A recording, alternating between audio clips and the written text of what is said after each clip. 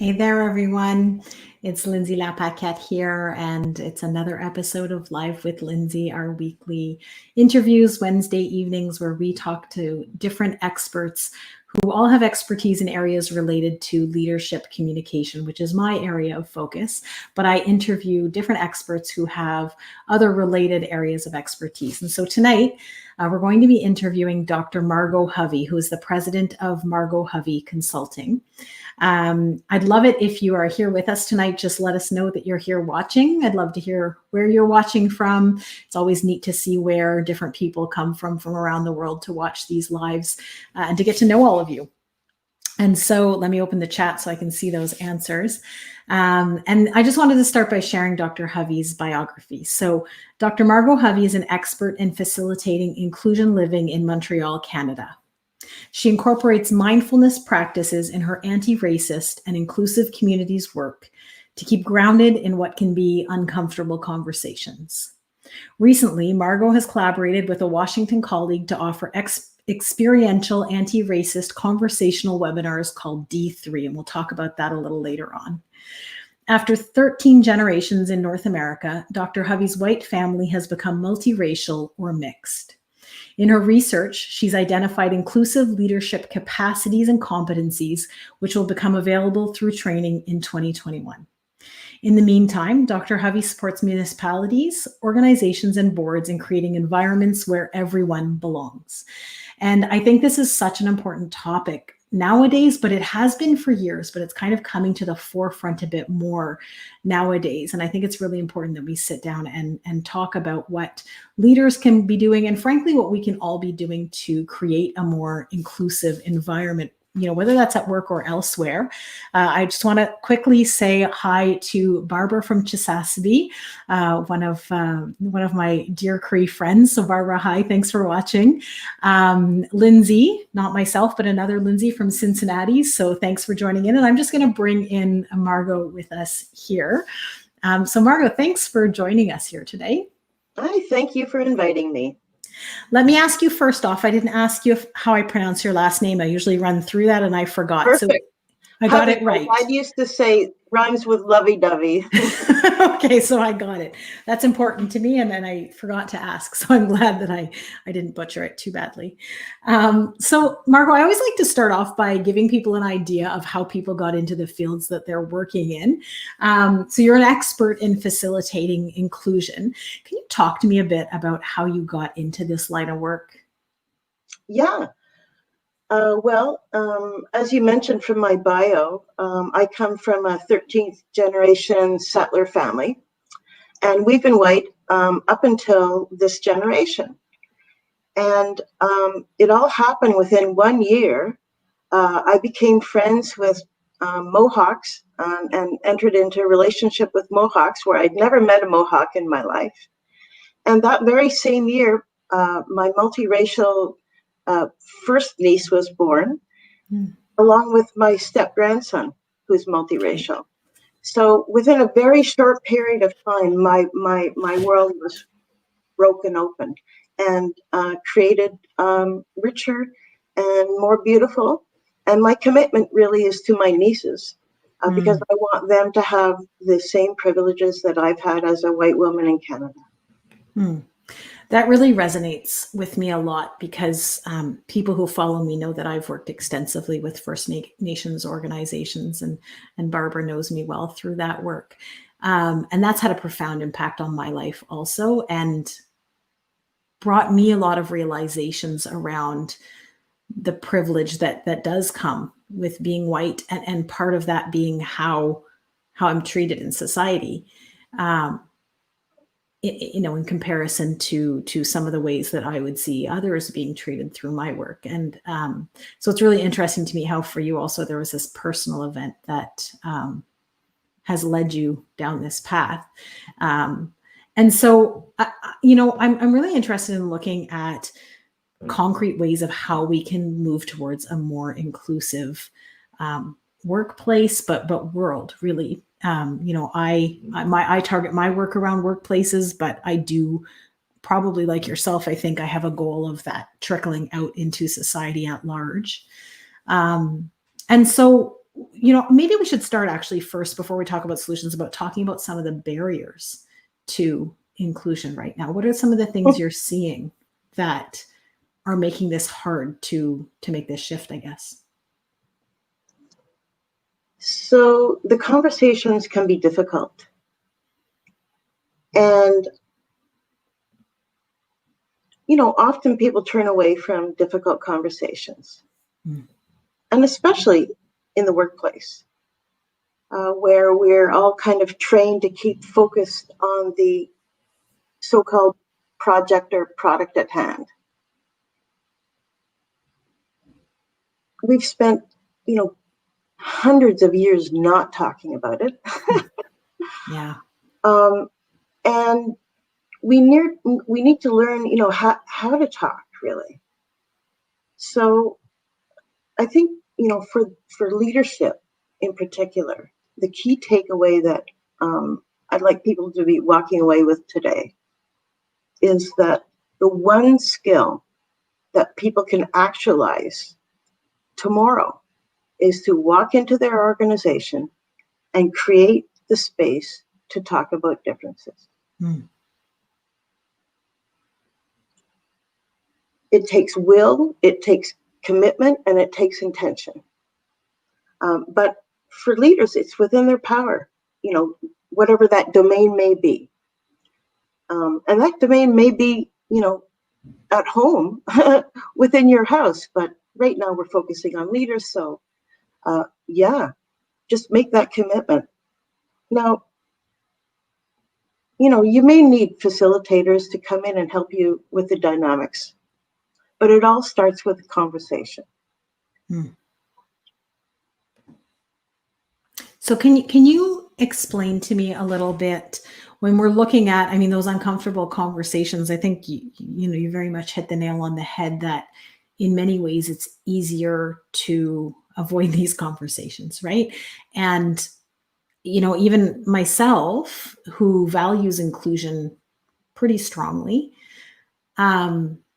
as George Floyd's death was taking place and social media was kind of blowing up over that, I sort of stopped and questioned, where's my place in this? Do I say something? Am I overstepping Black voices if I'm speaking? There's all that questioning of, I don't want to say what's the right thing to do, because I don't think there's just one response, but what actions can I take that will contribute in a positive light rather than a negative one? I guess that's always my intent.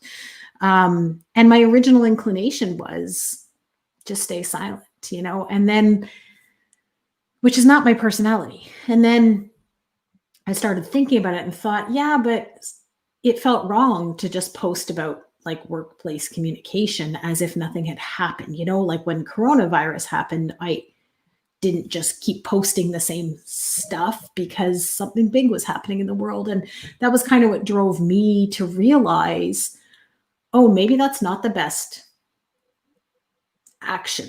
But part of that is getting uncomfortable, right? Because I can't even remember what specifically I posted then, but I did so knowing that there might be backlash and there might be people, but so I'd love to hear from you when people are shifting into that uncomfortable space, because that's a hard space, I find. What are some tricks that they can try to make that more tolerable, I guess, because that's maybe the only word to describe those conversations, so you can handle them? From my point of view, it's about opening to relationship. And we all have experience in opening ourselves to relationship. And I think that, authenticity is, important. Like, you need to be authentic in order to be open with people. So I guess that's why, one of the reasons why I kind of introduced in my bio around being 13th generation, because that tells you a couple of things, doesn't it? For one, it's that I'm situating myself in light of my ancestors and in light of being on these lands, which were never given to us to occupy.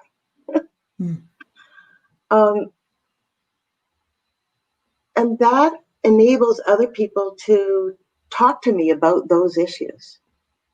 So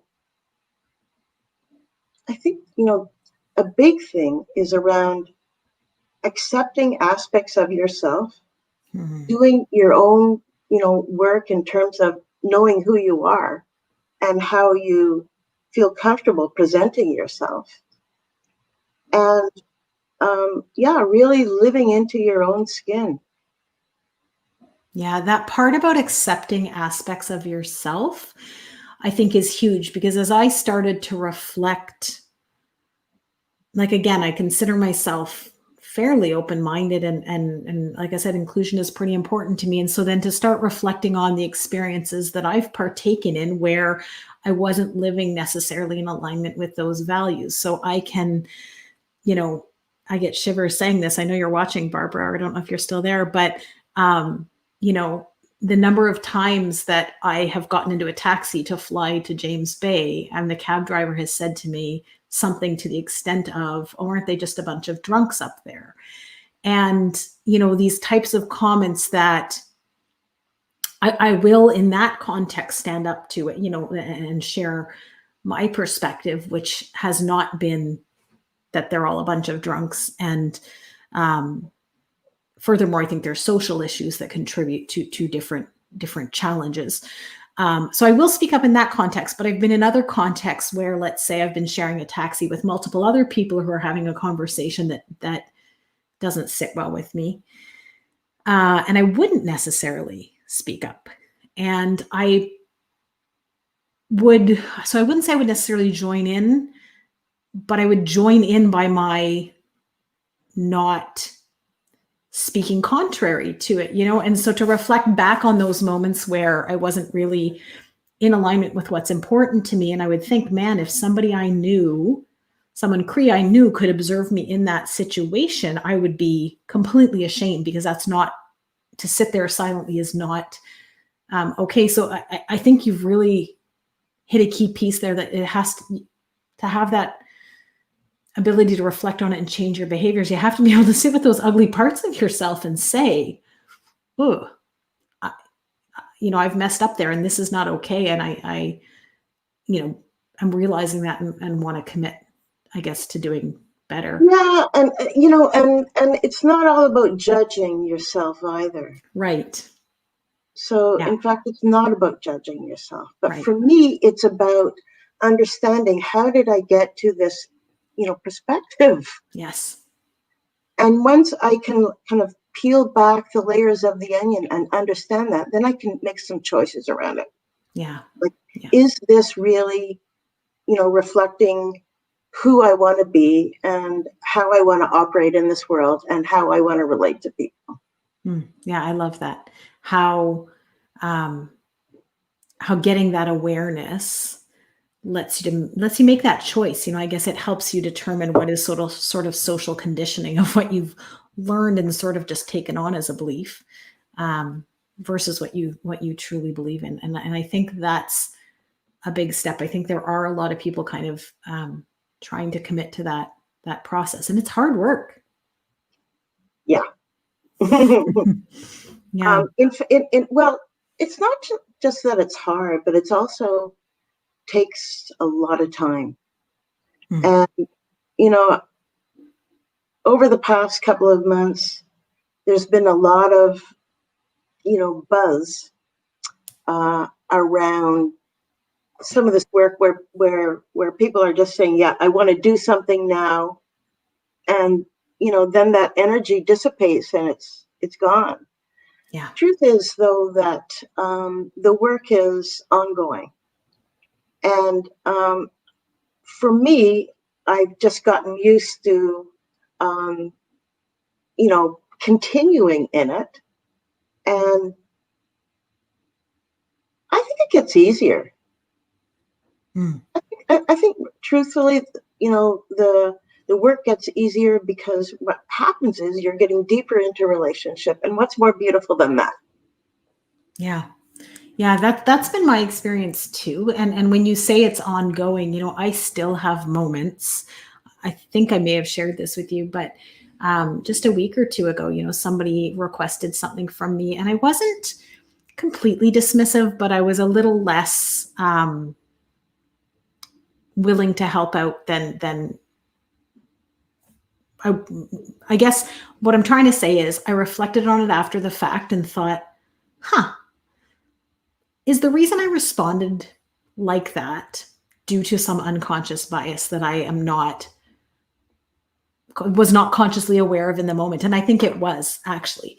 And so that was my moment to, know that moving forward, watch that.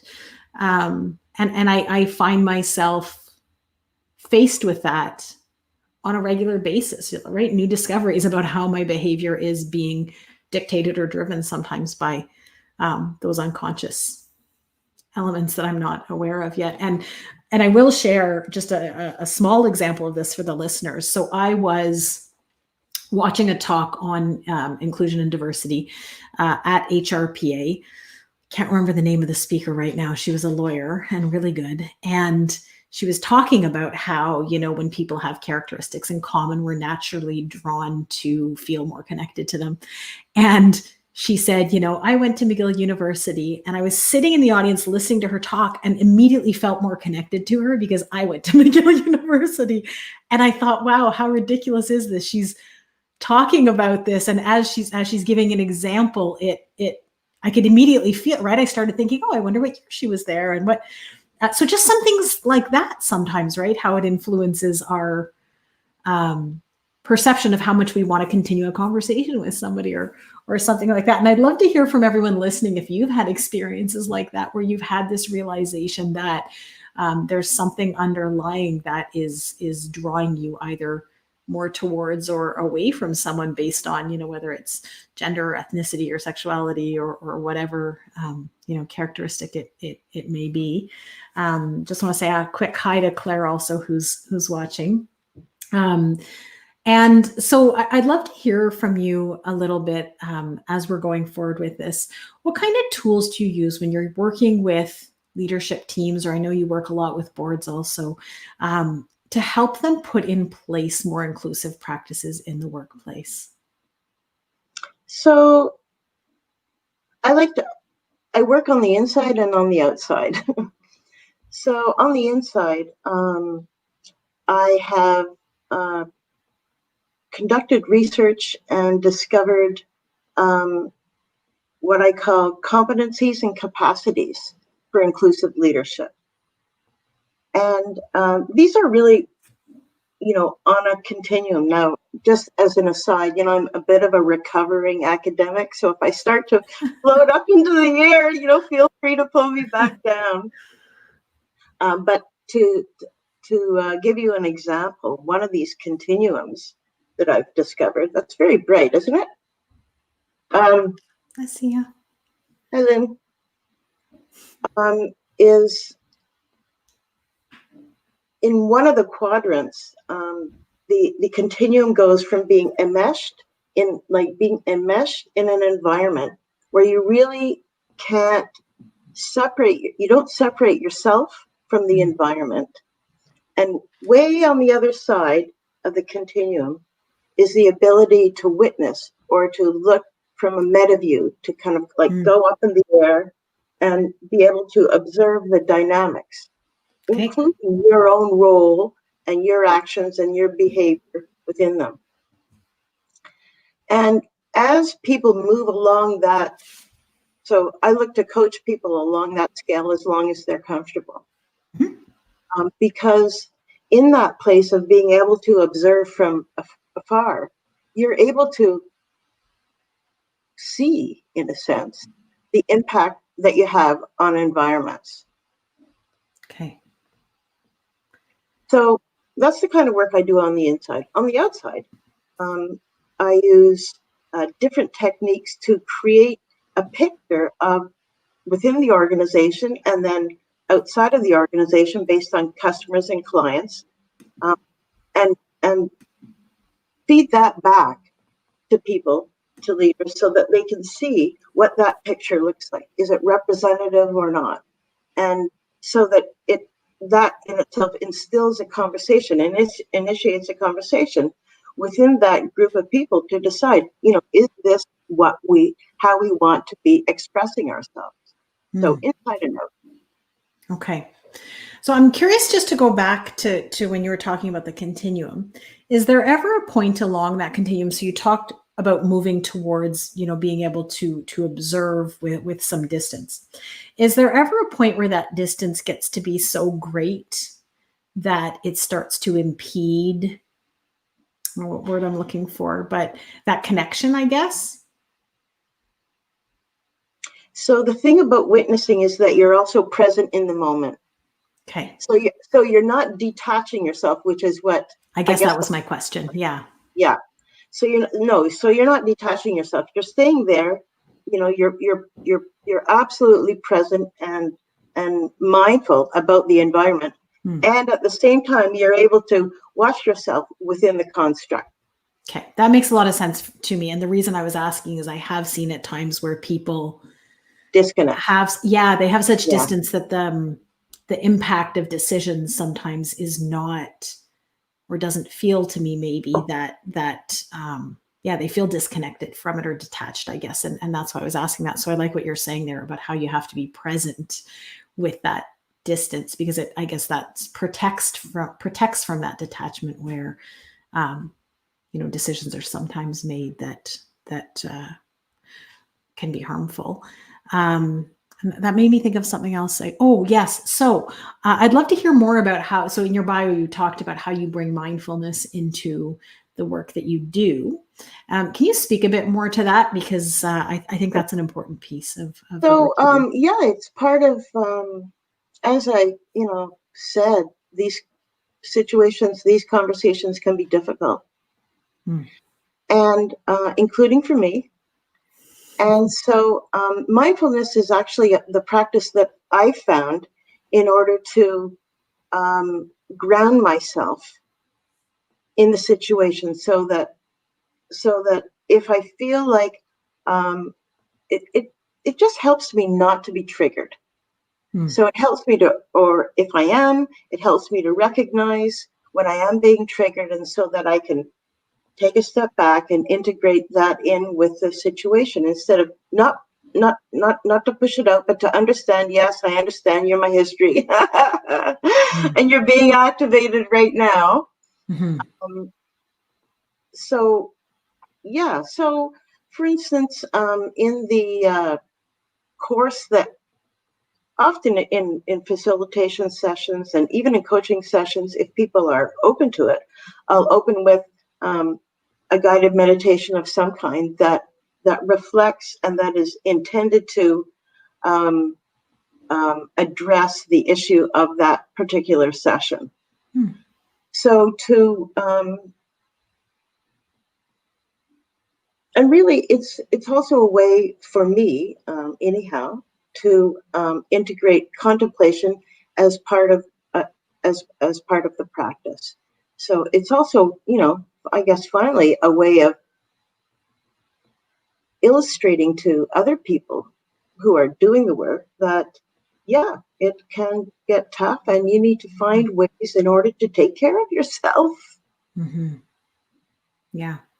I completely see what you're saying. And I think for me too, it's a piece of being able to stay present in conversations that I sometimes honestly would rather run the other way. It's like me being live right now. Say that again, sorry? It's like me being live right now. Are you using your mindfulness right now to stay with us? Yeah, I hear you. I was trying to do same as I was having problems with my my camera earlier. So I hear you. But in terms of those hard conversations, I do think it's a big key piece. And whether it's in the moment, like you said, sometimes I'm not in the moment necessarily able to have that distance, but if you can get it at least after, you can go back and kind of clean up things that were, I don't want to say misspoken, but issues that need to be addressed, I guess. Right. I just want to go into the comments here. So Phyllis is saying, Margot, here to your earlier point, the work is ongoing. How do you facilitate that discussion with leaders who say we have a policy on DEI, so yet we know how important it is to keep these policies alive. So how do you raise this with them? This is a great question, Phyllis. Phyllis, it's like when people say that, I know that they're uncomfortable. And I can recognize that discomfort. And sometimes that's interpreted and used as a way to stop that conversation. Yeah. And I'd like to go back to, the metaphor of this is all about conversation. And if you're to use, a check mark or a policy as like, okay, we've got this covered, then, it's pretty easy to go around other parts of the organization and say, okay, well, let's see how the policy is working. And are these people feeling heard? Are they included at the table? What kind of recognition do people feel? So I think Phyllis, in answer to you is really to go back to the whole metaphor of conversation and, who is speaking in the room. Well, and I think too that sometimes some people are just not ready for these conversations, and I don't mean to say that it's not worthwhile to encourage this work to take place, because I do really think it's of huge importance. But I think sometimes when we're trying to affect this type of change, there's the ones who are invested and buy in. There's the ones who are kind of inquisitive about it and starting to explore. And I think those people are ready to, start looking at what they can implement. But then there's that other end of, again, if you're looking at a spectrum, if you're looking at the other end of the spectrum, that really adamant, hey, we have this covered, even though in reality, it's a policy in a book and employees will tell you that the environment is truly not inclusive. I have learned, I guess, through my career that those are sometimes not the best people to focus on in terms of affecting change, Right. And they may one day come to a place where they're ready to look at this. But I think, like you said, it is uncomfortable. And I think it stirs up a lot of stuff, a lot of emotions that, are tough to deal with. And I just want to loop back also to what you were saying in terms of, how it's reflected by what the employees are saying. And that was one of my greatest lessons in working with the Cree, has been that I wasn't spending enough time gathering feedback from the people frontline impacted to determine how their experience of things was. And that's something that I've really learned to implement. And I think that's really the only way, so from a leadership perspective, it's sort of hard to determine, are we inclusive, because you're maybe not the person in the position where it's hard to speak up, and because there's a power differential. No, whether we're trying to not have that or not, there is a power differential. And I think it's when it comes to the person who is in that, I don't even want to say lower position, because I really believe that we're all equal, but in that more vulnerable position. Hierarchically. Yeah. That's what I'm saying here. It's when you get feedback from them. And the challenge that I've seen, I don't know if you've seen this in your work, but has been that sometimes the way that information is gathered is in a way that the people being questioned don't feel safe to tell what's happening. Yeah. Absolutely. So, you have to create those safe spaces. And that's not always necessarily people from different levels being, thrown into the same space to have a conversation. Is it safe? Right. No. Right. So what can people do who, there's a lot of people who are truly invested in implementing this. And, if they're looking to find out from their team members how safe of an environment there is, how much people feel like they can, bring their real selves to work and speak up when they feel they need to, what are some ways that leaders can gather that information so that it's true what people are saying? I think it really helps to have the support of expert facilitators to do that. Yeah.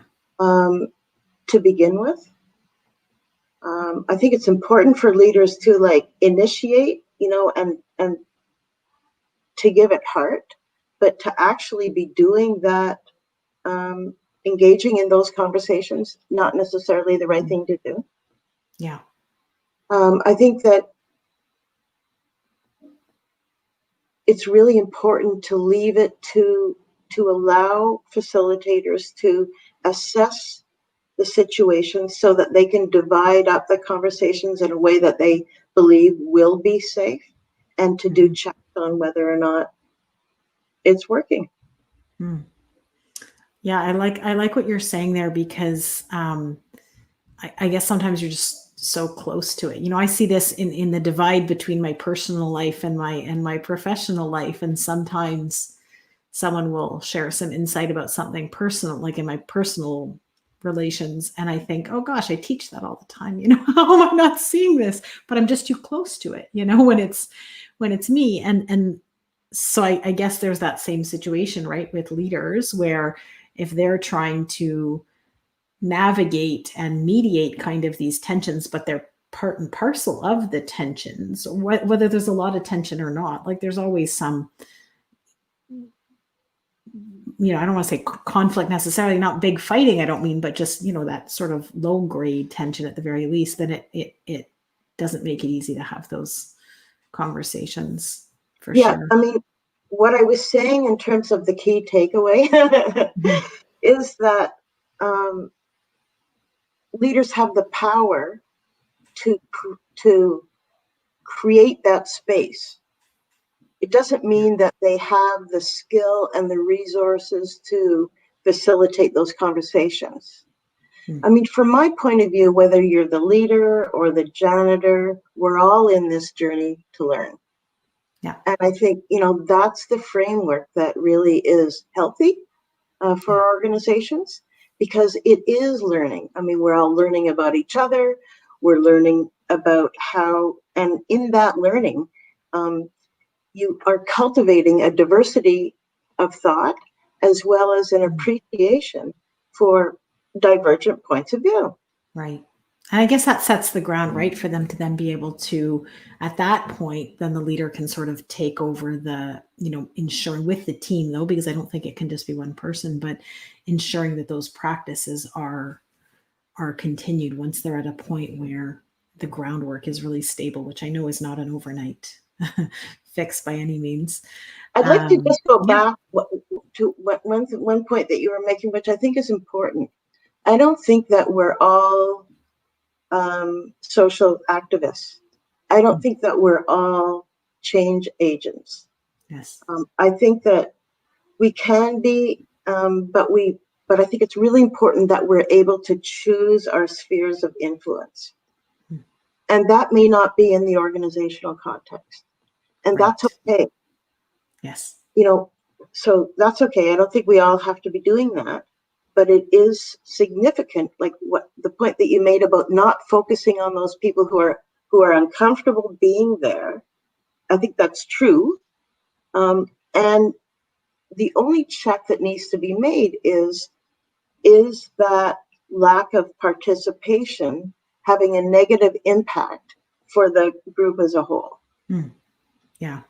Well, I guess that's part of inclusion too, right? Is that respect of different levels of comfort in contributing. So I've seen, so not in work I've done specifically, so through colleagues, recounting, but situations where the setup of how to address situations like this is everyone sits in a circle and everyone must share.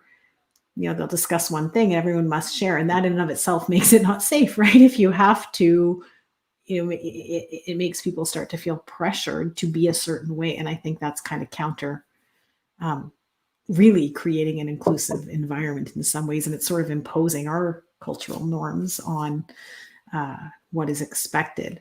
I just want to go into the comments again here. So I'm not sure if I'm pronouncing your name correctly. Vahid is saying, thanks for the information. Kathleen is here with us. Kathleen, thanks for watching. Phyllis appreciates the answer that you gave. She said it was a fine balance. So this is going back a bit. And Claire, these have all come in a row. I'm not sure quite what you're referring to here, Claire, but just saying that it takes bravery. I'm going to guess, she's talking about speaking up and addressing a lot of these challenges.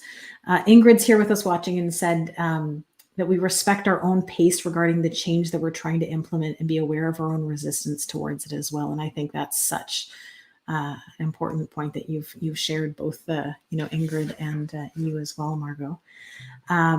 So I'd love to hear too from everyone listening, if from your experience being in organizations, wherever you are, within the organization, if there is one thing that a leader could do to make the workplace environment more inclusive, what would that be? What's the one thing that you think would have the most impact? And as you're replying, I'm just going to share. So Claire, her comment was around not everyone being a change agent. And I think, so when Claire, when you're getting just back to what you were saying about bravery, I think too, there's a misjudging sometimes of how, so I think part of what drove me to speak up a lot was that I don't have as much on the line speaking up so I'm, as many who follow me know, I'm a mom to 2 kids with special needs. And in that experience, noticed how I was treated so incredibly differently as the mom in the room to the kid with special needs versus when I was the therapist in the room, because I used to be a speech therapist. And that was very eye-opening to me, just how I was not treated with as much respect. But I felt like I was in a better position than, so I used to go back thinking, but what are other families doing who, I was advocating for change in the system, but I was educated in the field that my kids needed help in. And I always came back to they're not, some other families are not in the same position. What they are risking, or the time investment, if you're a low income family, the time it would take me to fight these system changes, they wouldn't have been able to afford that time off of work the way I was taking it. And so that point of not everyone can be a change agent, is I think it is a bit of a place of privilege at times to be able to do that, because there's not necessarily as much at risk. And so I think we have to be careful around judging people who choose to not. And I really appreciate you sharing that point. So just a few more comments here. Denny's saying, be your own example. Phyllis, model the desired behavior. The audio must align with their video. And Ingrid is saying, talk less, act more. Something really simple would be to say hi to everyone and have casual conversations with employees and vice versa.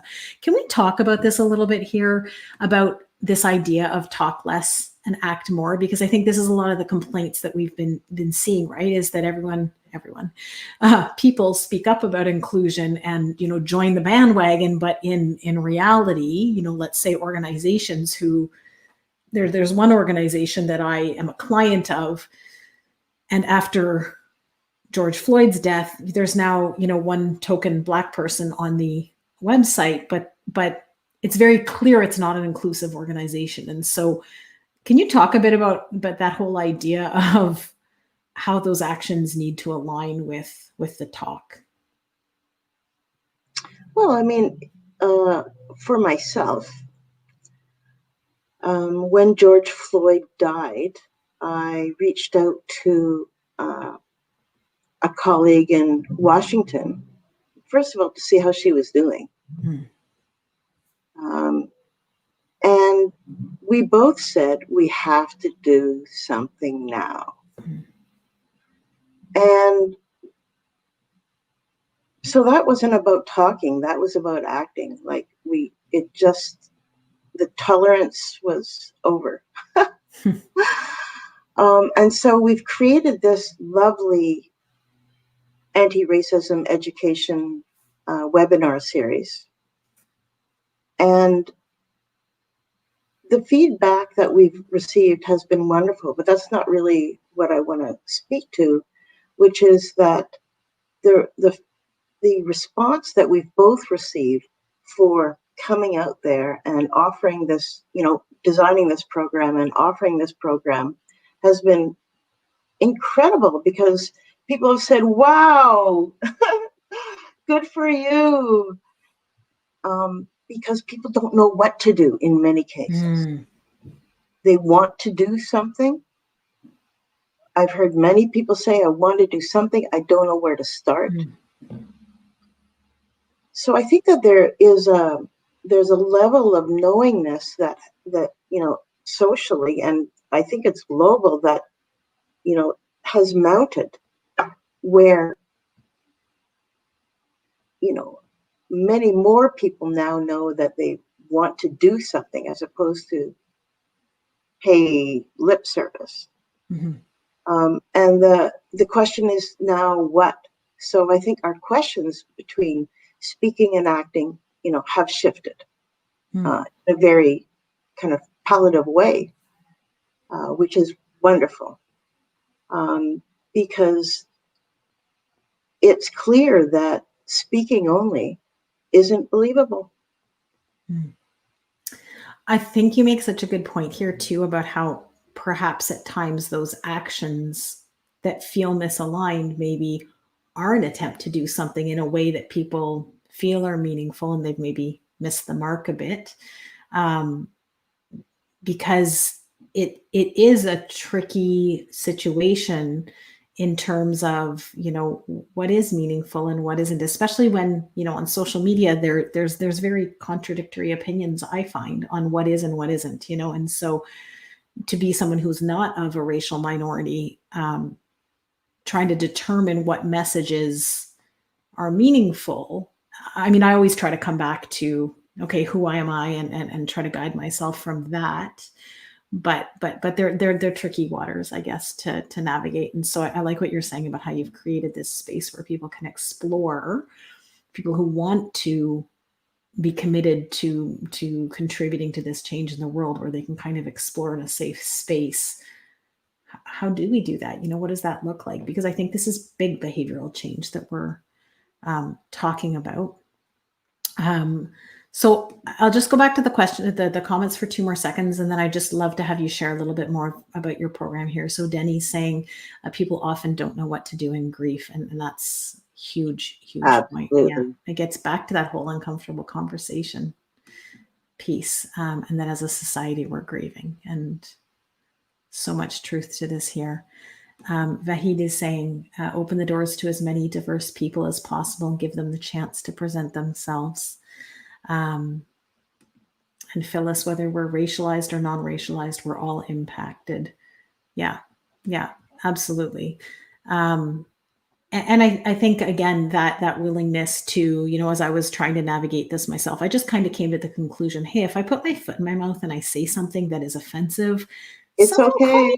On it, and I'll say, hey, I didn't know that. And so there were a few things, for me, I was also trying to think through, okay, who do I know that I need to check in with and see how they're doing? And to be honest, I was having a hard time kind of identifying who my Black friends were. And I had said to one of my friends something to that extent, and she said to me, I find that hurtful because it means you don't see that piece of me in the struggles I have lived. And so that was, helped me shift my perspective of why that is important for her to, that I see her color and that part of her. And so, and not to say that I didn't see it, but I, would have said, I don't see color. That's probably something I would have said, but without understanding the impact that has on her. And I think we can only have these learnings by being, having the conversations, and then somebody else sharing how that. Oh, and I so appreciate and applaud you for saying that. Thank you. Because colorblindness is something that we haven't talked enough about. Yeah. Well, it's probably something I would have thought that I would have wanted to teach my kids. Right? Don't see people for their color, see them for who they are. And this has shifted my perspective on the importance of not teaching them that. So like you said, it's a lifelong journey of learning. Yeah. So I'd love to hear from you a bit more. Can you talk to me just a bit about your program for anyone who's interested? Because I know you have this really awesome program that helps people, like I said, have a safe space where they can have these conversations with a facilitator who helps navigate them. Because I think we all know these conversations can sometimes get tense, and that's part of why I think people sometimes hesitate to have them. So we're offering two versions. In the public version, first of all, one thing that's special is that I'm white and my colleague self-identifies as Black, and our vision is that we're better together. Mm-hmm. So that's our premise, and that's what brings us together. And that's actually what cultivated the program. And because I live in Canada, she lives in the States, we're attracting a global, and our intention is to have a global conversation. Mm-hmm. We're opening it up, beyond borders. And it's been interesting because we're both coming at this conversation from very different perspectives. And where both of us are enlarging our worldviews about mm-hmm. what these conversations are about. We're also so that's a 6-week webinar conversational series, and the next one will be offered starting the 3rd week of January. And we are also offering a similar programming for organizations, but we're splitting it up into a couple of pieces, acknowledging that people can't spend that long at one time. Doing it. So we're breaking it up into smaller pieces, and if people want more, then we'll move on to the next level. Awesome. So I will put a link to this here. Thank you. People can take a screenshot of it. It's not, probably you can't pronounce that.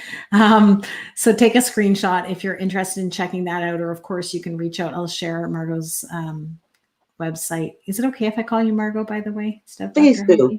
Okay.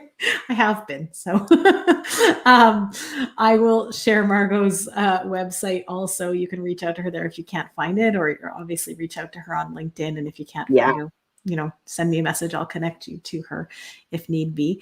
But I really encourage people to go check this out. It's a really neat series that I think it's rare to have those spaces where you can have these real conversations. And I think it's time. I think it's time on a personal level. I think it's time on an organizational level that we start to really delve into this a lot more. Well, thank you, Lindsay, for sharing that information and for having me here this evening. And I sure hope you're going to join us in January. Yeah, well, thank you. I really appreciate it. And thanks so much for sharing your expertise with us, because I think it's you have such a unique background. I think it's great to get a chance to share that and to have people benefit from it. I'll just share real quickly your website also. So margothovey.com, you can find her here, and she's also on LinkedIn. So you can reach out to her there.